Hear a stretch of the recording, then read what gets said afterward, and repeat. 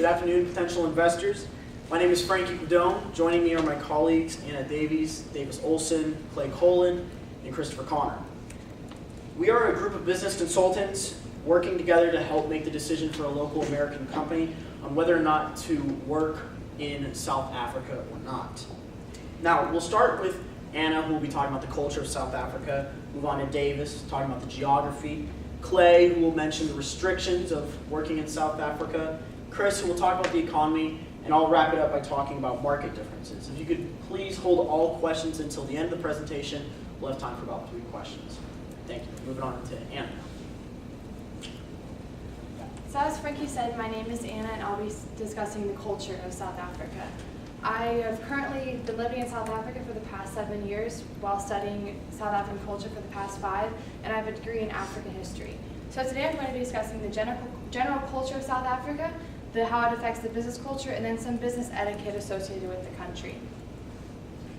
So moving on to my first point of culture. According to the World Business Culture, South Africa is a diverse mixture of first world economic infrastructure and third world poverty. There are 11 official languages, and per Quintessential, an international translation agency, it is the Rainbow Nation, meaning it is one of the most multicultural nations in the world, actually. This means this is a combination of colonialism and immigration from countries such as India, Europe, as well as China. So it's a very, very diverse country. This being said, the national identity is difficult to generalize because there is no stereotypical South African. There are so many different people that it's just very, very diverse.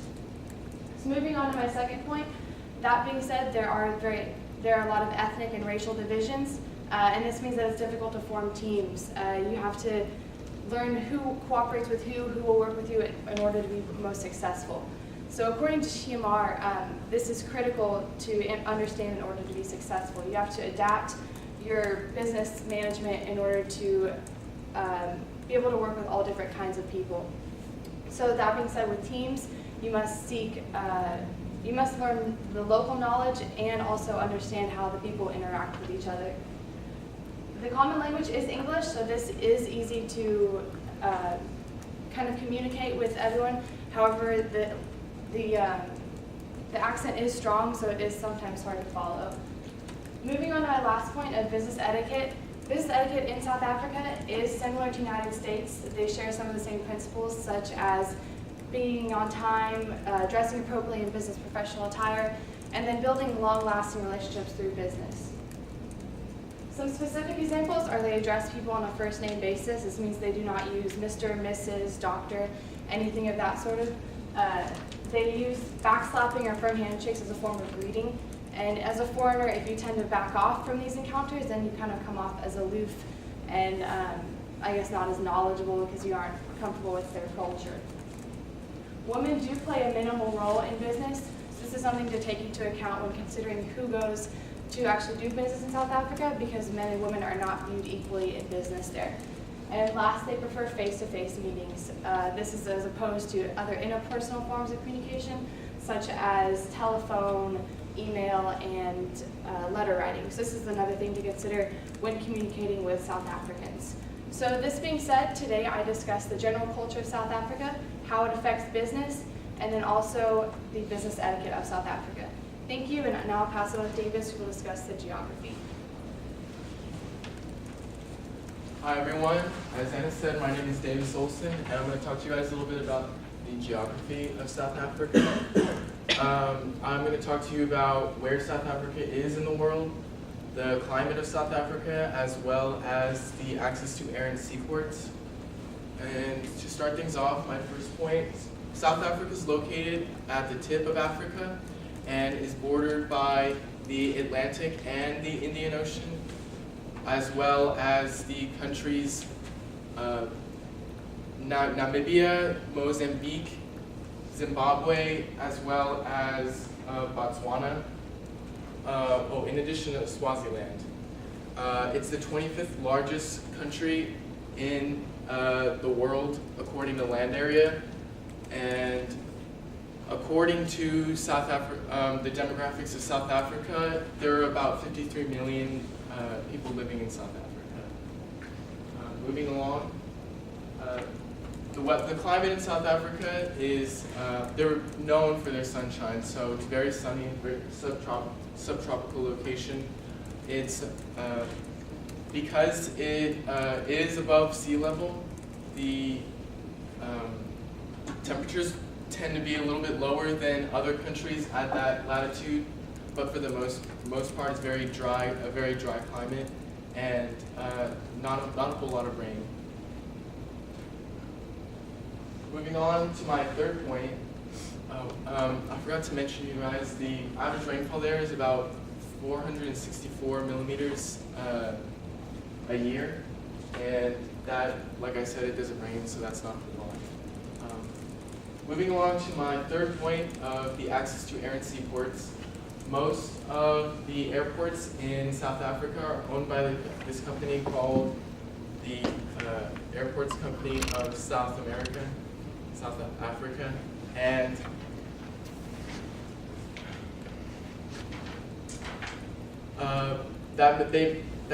that company owns the majority of the airports there in South Africa, but there are also a small amount of privately owned airports. Concerning the seaports there in South Africa, there are 8 total, and that's including one Agriport, and that is in Durban. And I went ahead and underlined the most important seaports there in South Africa because they are either the largest or the biggest. And according to SouthAfricaInfo, the Port of Durban is the largest and busiest seaport there in South Africa. So if you're wanting to do business concerning exporting and import, Durban would be a good place to start. To wrap things up, I talked to you guys a little bit about where South Africa is, the culture, the climate of South Africa, as well as the access to air and seaports. I'm going to hand things off to Clay. Hi, my name is Clay Colin. I have a master's in international business administration and currently hold a profession in business law. Today I'm here to talk to you all about restrictions of doing business in South Africa. My main points will be language barriers, law restrictions, and transportation barriers. So for my first point, language barriers, as Anna stated earlier, there are in fact 11 official languages of South Africa. And as you can see here, according to this table from South American African Venues.com, it shows the languages and the percentage of people that speak them.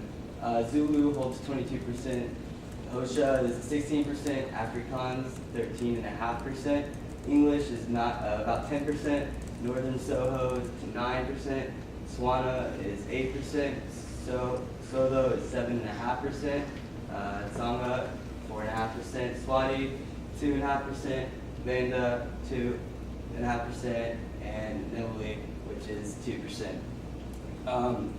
So Afrikaans and English are primarily the main languages spoken by the highest number of the most fluent languages spoken by the most people in Southern Africa. And the main language of the government is English.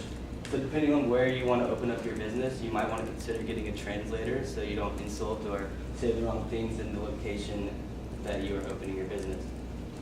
The second point are law restrictions. The most important one, I think, is the Competition Act of 1998. And to briefly summarize this act, the main points are it's to promote efficiency, adaptability, and the development of the economy, to promote employment and advance the social and economic welfare of South Africa. And it states that all businesses have equal opportunity to compete with each other. And finally, it provides that all South Africans equal opportunity to participate fairly in national economy. The laws there are similar to the business laws of the U.S. They do not allow you to go and open up a sweatshop, so you cannot hire underage kids to work for little to no compensation and in a bad working environment. They do not allow that, and they do not believe in unethical treatment of employees. So for my third point, I want to talk about travel restrictions. because it is around 7,800 miles away from New York, it's separated by an ocean. The only two ways to get there are air travel and by boat. And according to TripAdvisor.com, an average round-trip ticket to and from South Africa is above $3,000. So it can be very costly to you, depending on how many times you need to go over there. And that could restrict the amount of business that you want to conduct there as well. And also, there's not many boat services that take people from America to South Africa. So because of the long amount of trips, it takes about 2 days, and the cost of operating a boat, it doesn't have a large market, so it's not very popular to travel by boat for business. And when you get to South Africa, traveling inside is difficult due to the underdevelopment.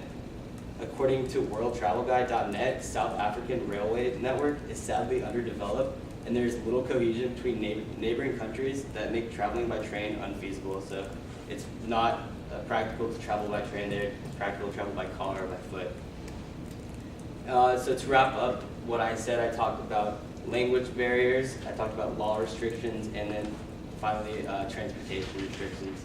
So now I'm going to pass it off to Chris Connor, who's going to talk about South African economy. Clay? Hello, my name is Christopher Connor. I'm a professor emeritus of economics at UC Berkeley, and I'm going to be talking to you guys today about the economy of South Africa. It's very complicated, so I've broken it down into three things. The current history, the current and past history of South Africa, the future outlook, and also some special cases and outliers which make it stand out from the rest of the world. So beginning with the history. Also, I'll be using this pointer a lot because I will have a lot of information on here I'll have to refer to. So in 1652, in 1652, the Dutch began colonizing South Africa.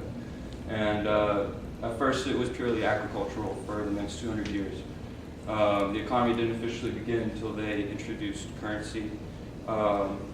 In 1870, diamonds were found in Kimberley in South Africa, and that introduced a huge boom to their economy as a lot of Europeans started to immigrate to the area. Labor unions were put in place between 1870 and the middle of the 20th century, and even they did not discriminate between color. Unfortunately, in 1948, the National Party of South Africa, which was purely whites only, took control of the government and began to enact laws that later became known as apartheid, which segregated people by race. And in the 1970s, the world became aware of this and began to really crack down on South Africa, and they introduced a lot of really hard-hitting ramifications, which still reverberate today. Yeah, the sanctions were alleviated after the late Nelson Mandela was elected into office in '94, which officially recognized the end of apartheid. So moving on. Present-day economy, it's the strongest economy in all of Africa. It has a GDP of 592 billion adjusted for inflation. And that's according to the World Bank, or World Factbook, sorry. GDP has nearly tripled since the establishment or the disestablishment of apartheid. And unemployment has been a constant problem, and that's mainly because of the really hard-hitting economic sanctions that occurred starting in the 70s. I'll talk more about that later in these special cases because it's really important to the identity of South Africa. So as far as inflation goes, it's been pretty flat, about 5%. Investment is pretty weak compared to their neighbors, and again, I'm just going to run through this quickly right now because I'll introduce those ideas further into my presentation. So the future outlook is decent. GDP is expected to grow 2.8% this year and this upcoming year, and then 3.2% in 2015. Unemployment, as you can see here, 22%. That's expected to go down 3% by 2014, which is astonishing because they really haven't had a downturn of unemployment in recent history. Investment, pretty low. And foreign direct investment, that's basically just other companies putting investment into that country through starting businesses there, like you might be interested in. It's pretty low, but that's just because they lag behind the rest of Africa's boom, because they're more established. Moving on to some of my special cases. First, I'm going to talk about the labor outlook and inequality within South Africa. As I said earlier, there's 25% unemployment. Those numbers are inflated to 35% if you include people who have given up looking for a job because it's just so bad there. Economists, after the financial crisis, recommended that the government focus on reducing unemployment, but all of their monetary policy indicated that they were focused on keeping inflation at a low level. Moving on now to the brain drain, which is a major problem. A lot of their health sector is lost, especially the health sector, as they immigrate out of South Africa because they can make more money elsewhere. A lot of their smartest people leave the country. Like Clay talked about earlier, they do have strong labor unions, and that's a good thing and a bad thing. We'll get into that later. The good news is that of the wealthiest 10% of South Africans, 40% are black. And around the time of Nelson Mandela's inauguration in '94, that was near zero. So that's a very big improvement, and that's according to the University of Cape Town. Okay, next I'm going to talk about the confluence of three things: natural resources, which has driven their economy for a long time, trade, and specifically trade with China. Ever since the discovery of diamonds, natural resources have driven their economy, but this is starting to taper off now.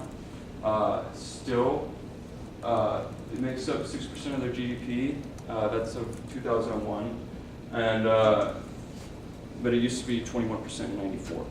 So it has gone down considerably, but that's more due to the rise of their service industry. It still does make up 60% of their exports, and of their exports and their imports, China is their biggest partner. They double the size of their next biggest trade partner. And the Chinese also helped pull South Africa into BRICS, or as it used to be BRIC, which is Brazil, Russia, India, China, and South Africa now. And they're basically trying to create a lending institution similar to the IMF or the World Bank, which those organizations are based in Europe. And they want to create one for the emerging markets. And next, my last special topic will be the fact that they have a service industry, like a very strong service industry in South Africa. In fact, it makes up 65% of their labor force, and they're the only sub-Saharan African country to have those kind of numbers, to even be above 50%. They have very strong financial sector, especially. That's because it's been well established since colonial times, because so much trade went on in the area. Johannesburg is the Johannesburg Public Exchange is the 17th largest stock exchange in the entire world, and it's by far the largest in Africa.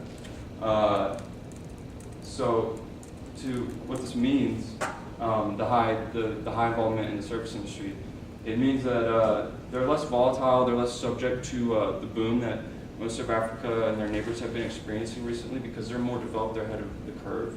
And if you can imagine the curve, it goes like this, and at the top it starts to taper off, and they're up here, approaching where countries like the United States and countries in Europe are. But still, they do have the problems with unemployment and whatnot. But it is less of a boom for investors, but it is more stable, so it's a give-take. To wrap it all up, I just told you about the economy of South Africa, and I broke it down into the past history of South Africa, moving into the present, and then I gave you a future outlook on the economy of South Africa, and then I showed you guys an analysis of some special topics regarding the South African economy. And now Frankie's going to wrap it up for us. So, as I said earlier, my name is Frankie Guidone. I'm a market research analyst with a focus on the South African market. Now, I'm going to start by talking to you guys a little bit about how the South African market compares to our market, the United States market. So a lot of what I'm going to say is actually going to intersect a little bit with what Chris has already said. Now, this study of GDP was actually taken in 2012. So the GDP in South Africa in 2012 was 384 billion, whereas in America it was 15.68 trillion. So there's obviously a huge difference between the two, about 58 times larger. Per capita, South Africa is about 7,507, and the U.S. is 49,965. So actually, there's been a per capita decrease in the past few years with South Africa. So that was kind of interesting to see, and all of this, by the way, is according to worldbank.com. Now, the United States' federal direct investment in South Africa is 5.0 billion. That's according to South Africa Business Council. So that was what I first started out with. I started by talking about the market compared to the U.S. I'm going to go ahead and now talk to you guys about the industry trends, and I'll finish off by talking about consumer lifestyle in South Africa. Now, the industry trends in South Africa, they've had a lot of, one of which is very interesting, they've had a lot of low-rate internet around the continent. Now, researchers very recently from the University of Cape Town actually found a way to adjust the quality of available bandwidth. The platform that they use is called Adaptive Real-Time Internet Streaming Technology. This is known as ARTIST. So it's really cool because now they've actually been able to find a way to give more people in Africa a way to access internet just as we would here in America. It's become a much more simpler issue rather than how it was just very, very difficult in the past. And actually, a quote from southafrica.info says that the breakthrough could have a major impact on Africa. Also, a really cool trend that they've had is they're working on a smart glove for leprosy patients. And as you guys all know, leprosy actually sometimes can go into the hand, causes nerve damage, so people with leprosy can't actually feel pain if you touched a stove or something. This could obviously be very, very lethal. Now, Smart Glove allows for these patients to put this glove on, and it can sense whenever there is a rise in heat or pain or anything like that, so they won't be able to hurt themselves. And also, there's been a smartphone app that allows vets in Africa to track animal diseases and provide preventive vaccinations. And this could actually increase smartphone usage up to 80% in South Africa. So this is really great because these are a lot of industry trends that are mostly technological, and I think South Africa through this is now starting to follow the rest of the world and really create a lot of technological trends within their businesses. Now I'm going to finish off by talking to you guys about consumer lifestyle.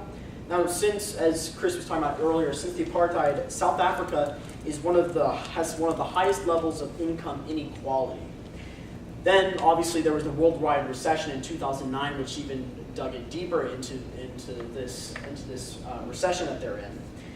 But luckily, in 2010, the FIFA World Cup was held there, and along with tourists fueling spending, this actually led to an increase in consumer spending, which led to a lot of different things. So, according to Thomas White International, in 2015, the number of economically active individuals could actually increase by 64%, which is actually very, very exciting for South Africa. Now, what people typically purchase in South Africa, it's usually a bunch of import-driven materials. Now, similarly to America, one of the more popular products is the iPad. A lot of people in South Africa love the iPad. Other largely purchased products include vehicles, furniture, clothing. BMWs are also very popular for South African males there. They've actually dubbed it to Be My Wife. So that's a very popular product in South Africa as well. Now, this chart here simply shows a steady increase in purchased vehicles in South Africa. This only goes up to 2006, but it steadily increases up till today. So in a way, a lot of these industrial trends and these customer lifestyles really kind of resonate with U.S. lifestyle. A lot of what we purchase is import-driven. A lot of what our trends are going towards is technological trends. So to wrap up for you guys, I talked to you all about the market differences with the U.S., industry trends, and finally the consumer lifestyle. And to conclude, Anna Davies discussed the general culture of South Africa and how it will affect doing business there. Davis Olson talked about the subtropical climate and vast number of sea and airports in South Africa. Clay Cullen talked with us about the restrictions of doing business in South Africa. Chris Connor talked about the history and future of the South African economy, as well as several economic outliers. And I finished off with telling you guys how the market in South Africa, based on trends and lifestyles, resembles the U.S. market. I want to thank you guys again for listening to our speech today, and we're now going to open up the floor to any questions you guys may have.